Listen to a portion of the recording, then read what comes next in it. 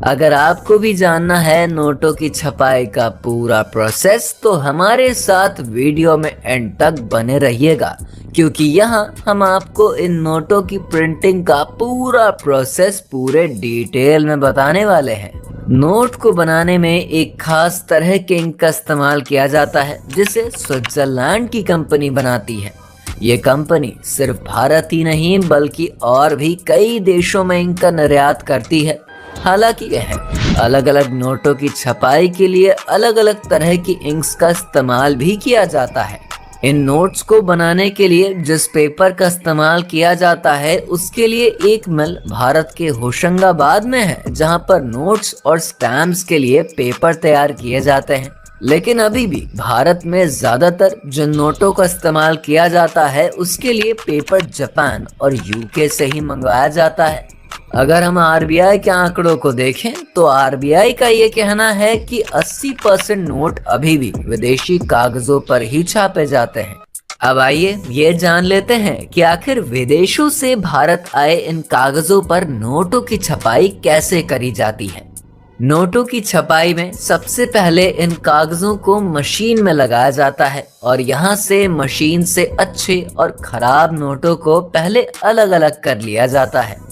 अब बारी आती है इन नोटों पर नंबरिंग करने की, जिसके लिए इन नोट्स पर नंबर्स डाले जाते हैं। जब ये प्रोसेस कंप्लीट हो जाता है तो इसमें एक नोट को लेकर चेक किया जाता है कि सब कुछ ठीक प्रिंट हुआ है या फिर नहीं। अब अगर आपके दिमाग में ये ख्याल आता है कि आखिर खराब नोटों का क्या होता है, तो इन खराब हो चुके नोटों को बैंक में जमा करवा दिया जाता है, जहां से इन खराब नोटों को बैंक के द्वारा मुख्यालय में भेज दिया जाता है। ये खराब हो चुके नोटों की चेकिंग करी जाती है और इन नोटों की जगह पर नए नोटों को छापा जाता है। वैसे अब नोटों की छपाई तो हो गई, लेकिन एक सवाल ये भी आता है कि आखिर ये लोगों तक पहुंचता कैसे है। दरअसल आरबीआई के पूरे देश में अलग अलग शहरों में ऑफिसेज हैं, जहां सबसे पहले इन नए छपे गए नोटों को पहुंचाया जाता है और इसके बाद बारी आती है नए नए नोटों की अलग अलग बैंक्स में सर्कुलेट करने की, जहां से ये नोट आम जनता तक पहुंच पाता है। अब नोटों की छपाई में एक जो सबसे इम्पोर्टेंट बात होता है ना, वो ये है कि क्या कोई भी देश जितना चाहे उतने नोटों की छपाई कर सकता है।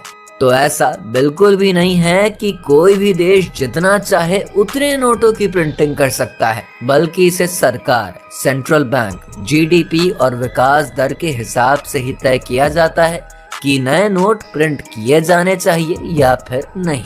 साथ ही में एक बार में कितने नोट छापे जाने चाहिए ये भी देखना और तय करना आरबीआई का ही काम होता है। समझ आ गई होगी। तो उम्मीद है नोटों की छपाई से लेकर उससे जुड़ी हुई छोटी बड़ी जानकारियां आपको पता चल गई होंगी। अगर वीडियो पसंद आई हो तो इसे लाइक करके अपने फ्रेंड्स और फैमिली के साथ शेयर करना बिल्कुल ना भूलें। आज की इस वीडियो में इतना ही। मिलेंगे आपसे अगली वीडियो में फिर एक नए टॉपिक के साथ। तब तक के लिए नमस्कार।